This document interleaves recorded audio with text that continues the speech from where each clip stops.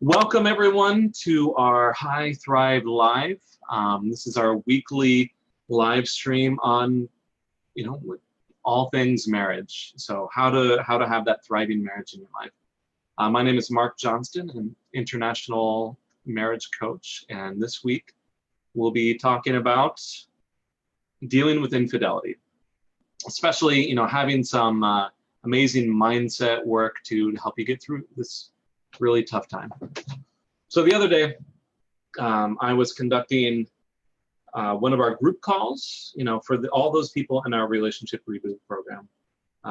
Just so you know, once a month, anyone who's bought our online course, I take a couple hours to really go in deep and answer people's questions, give them some next steps.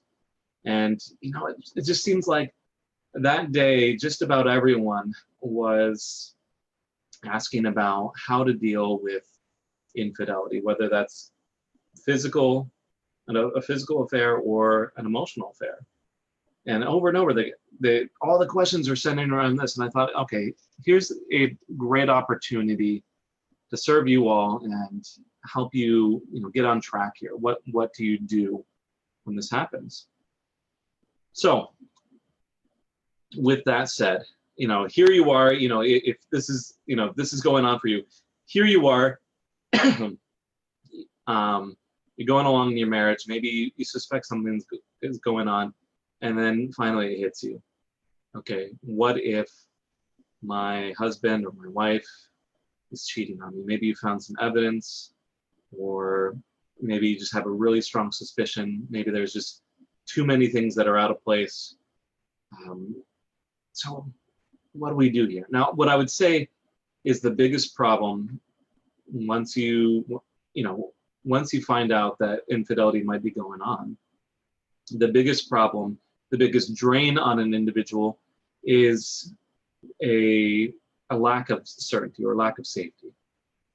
If you think about it, what does infidelity mean? It means, okay, I am no longer certain that my partner cares for me. I'm not certain whether our marriage can make it. I'm not certain that there's love here. And then people tend to spiral out of control. What I tend to see is people try to grab at any chance that they can get to bring some certainty into their life. So they might go crazy with trying to check up on their partner.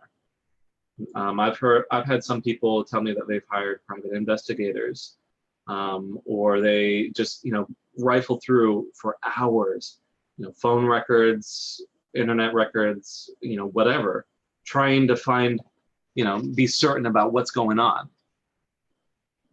So, when I look at this, I say, okay, we have this problem here. We have a problem of uncertainty. So obviously the solution here is we bring more certainty to this. Yes, I recognize the answer, the solution probably sounds dumb. I'm going to break it down here for a bit. Now, my old habits die hard. When I was studying psychology, I like the idea that change comes about when you hit three different areas. You change behaviors and actions and environment. You change thoughts. You change emotions. And that's where you really get, the full picture. You get some full change, more lasting change here. And so that's what I want to talk about here. How do we bring certainty with your actions, with your thoughts, with your feelings? So I'm going to just start running down the list. I'll elaborate on some things, but maybe I'll just list off some others. So right away, especially if it's a physical affair, I would suggest, you really get that safety down, that feeling of safety down. Personally, I would go out and get tested for STDs and possibly even, go into, protection if you are considering continuing to have sex with your partner. I'm saying that simply for peace of mind. You want to make sure that, you yourself are safe. Other things that you can actually do, go get educated.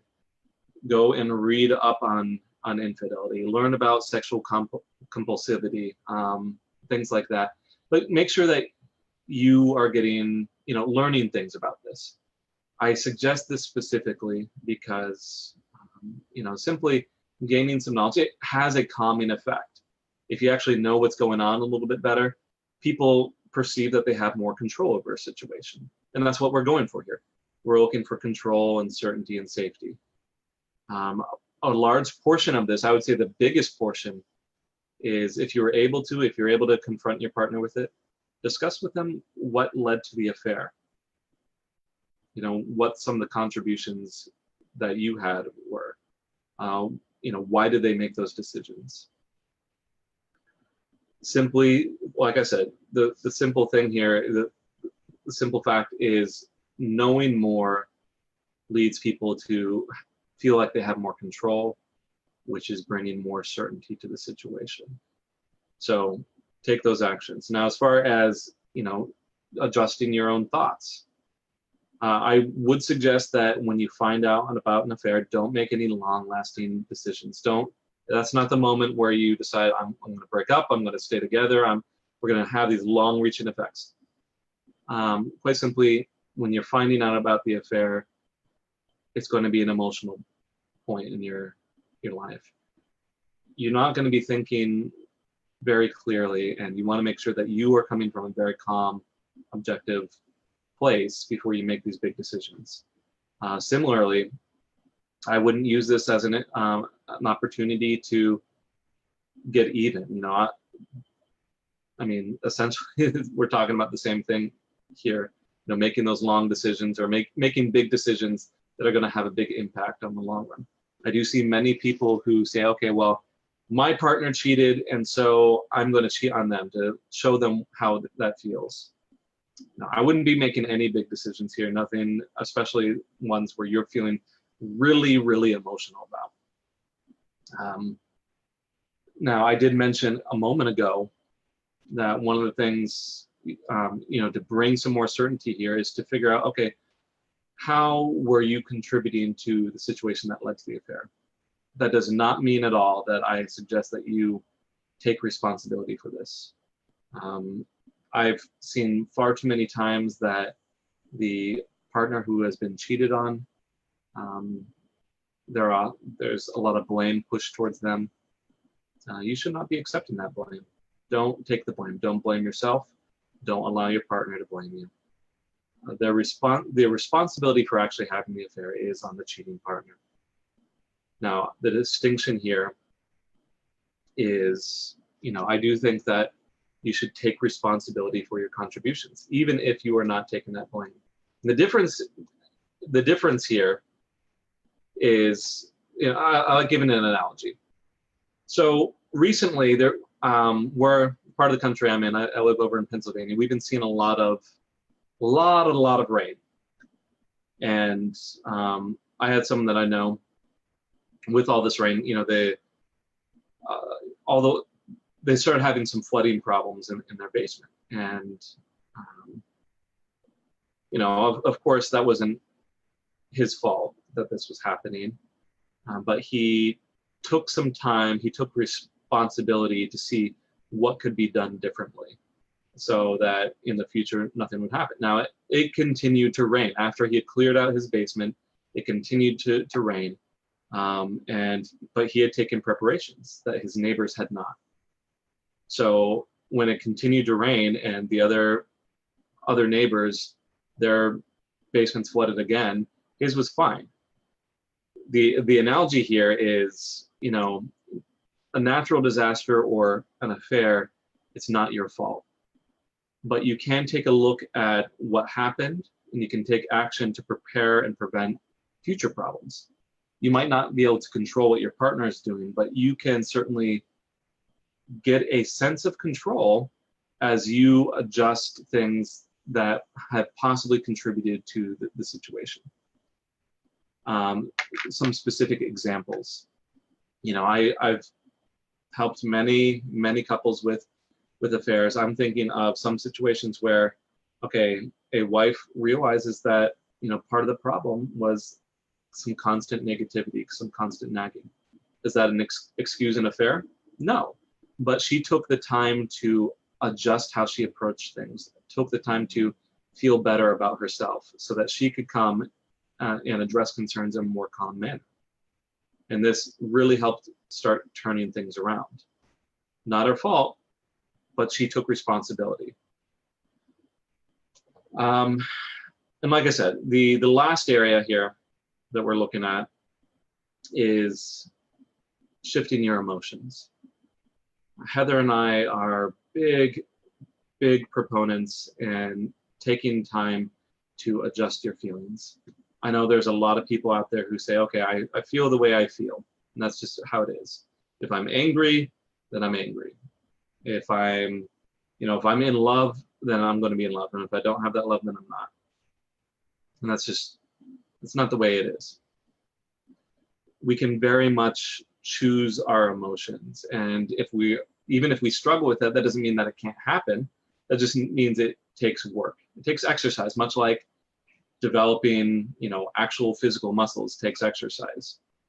If I want to go and, really do well in a marathon, I need to exercise and develop my muscles and, all that. I'm going to butcher all the terminology, so I'm not even going to try.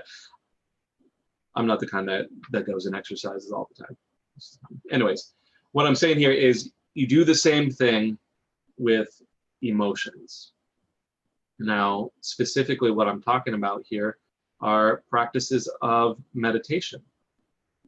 And just so that we're on the same page, what I mean by that is not the stereotypical, okay, we're going to sit cross-legged and clear our minds and close our eyes. That's not what I'm talking about.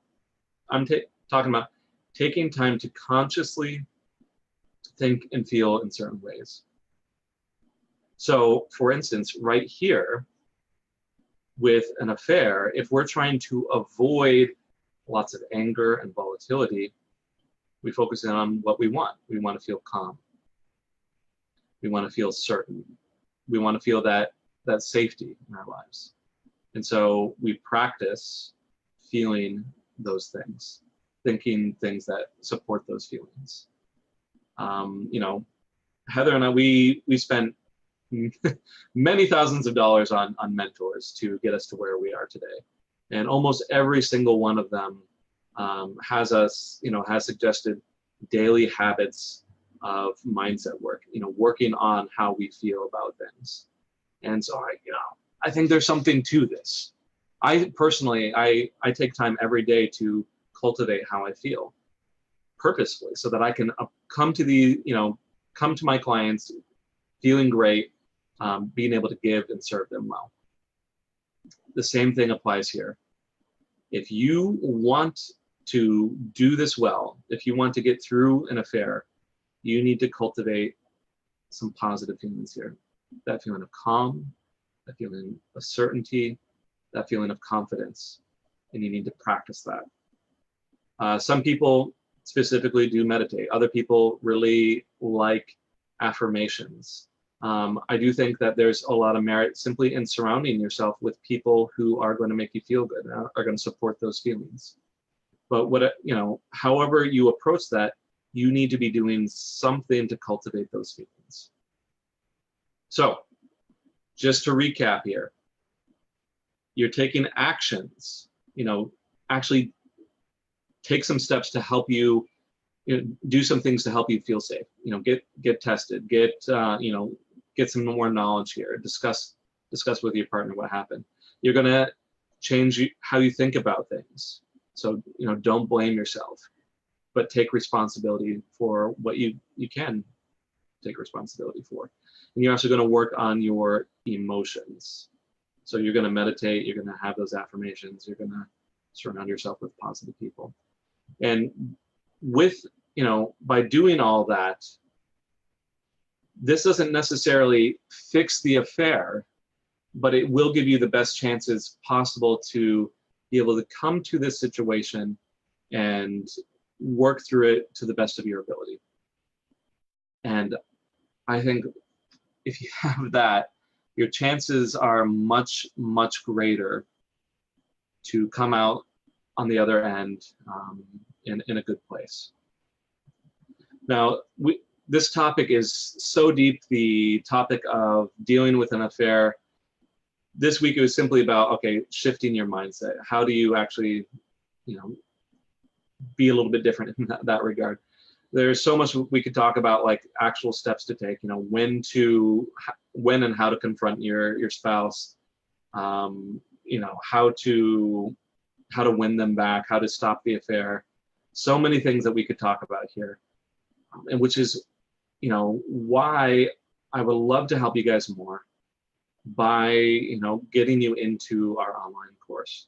Just so you know, for, you know, up for the next several days, we are offering the online course at a discount, steep discount. Part of the reason is we want to make it available to all of you.